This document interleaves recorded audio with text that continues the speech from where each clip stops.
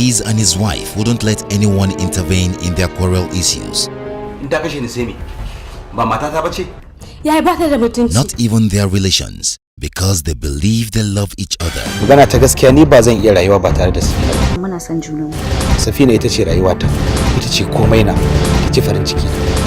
Wallahi tallahi baka isa kai bacci a cikin gidan nan ba. Bacci ba ka bashi. On the other hand, their fight caused trauma for their children.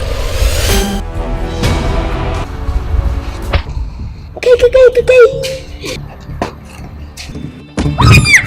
Ko akwai mai rama mai. Abin da ga wannan yana yana aikatawa laifin ta ne. Da Allah ku yi hakuri. Allah ya mana shi da Allah malam.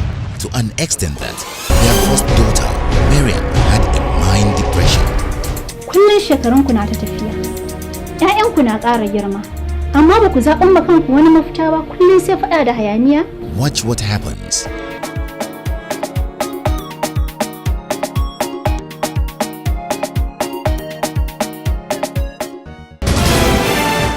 Showing on Mama Africa Hausa, Channel 127, TSTV Africa, connecting your world.